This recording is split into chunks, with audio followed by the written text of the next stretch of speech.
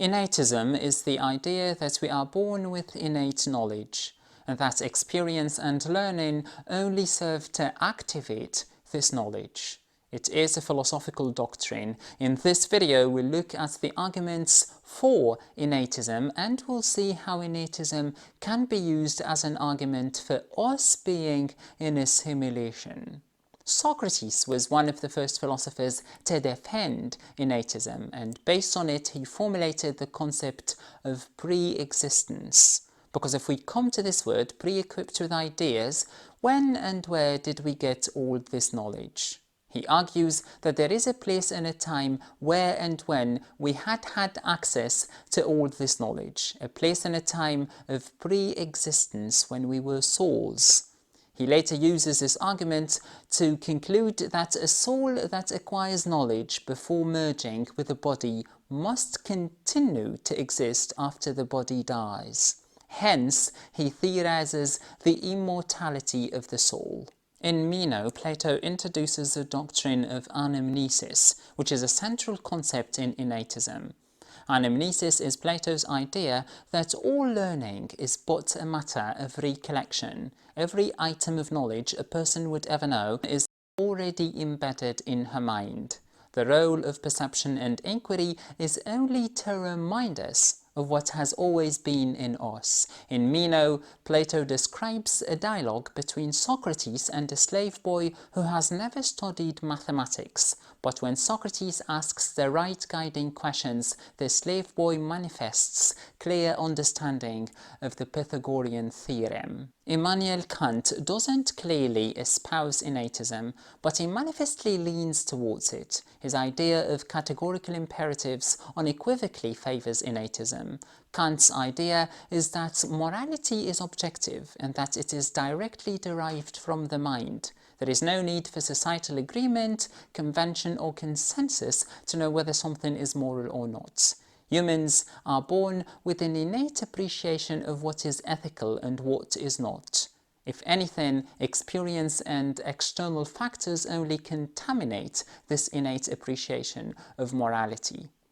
Nobody needs to be convinced that stealing is bad. Everybody intrinsically knows what is good and what is bad. Chomsky believes in innatism, and he gives the example of how children acquire language. They get exposed to limited data from their parents and from their surroundings, yet they master the entirety of complex grammatical structures of their respective languages. Chomsky argues that humans are born with innate universal grammar that enables them to acquire language. Behaviorists counter-argue that it is exposure that allows humans to learn language, but Chomsky rues the poverty of the stimulus because children are exposed to minimal data compared to the complexity of acquiring a language, and he gives the example of how apes, which are the closest animals to humans, can never learn how to speak regardless of exposure, and even if they have the organs that we use to talk, tongues, lips, teeth, and all the organs that we use to talk. There is scientific evidence in favour of innatism. A group of researchers conducted a project they named Blue Brain Project, where they probed synaptic plasticity. It is a process whereby experiences and learning create neuronal circuits in the brain. Experiments were conducted on rats, and the researchers found that neuronal circuits were established and were active in the neocortex, although they did not subject rats to any experiences. Descartes is another philosopher who defends innatism, and amongst his arguments is that humans have an innate grasp of geometrical forms. When you look at mountains, you immediately think they look like triangles, although they're not perfect triangles because their lines are not straight. Or when you look at a sunflower and you think it looks like a circle, although here again it's not a perfect circle. In fact, there are no perfect geometrical forms in nature. Where they exist is in our minds, and when we want to reproduce them, we use pencils and rulers. But in nature, there is no perfect circle, square, or triangle. Everything is bent from one side or another. You can extend the same argument to concepts like fidelity, courage, bravery, When you watch a movie and there is a scene that invokes bravery, there is no bravery. What you see is just people doing things.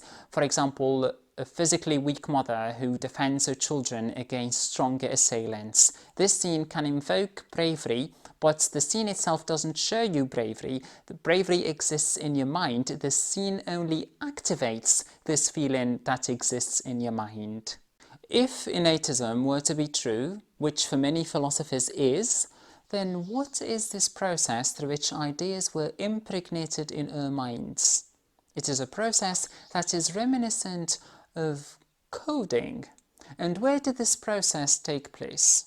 Certainly not in this world, because we don't witness any of that.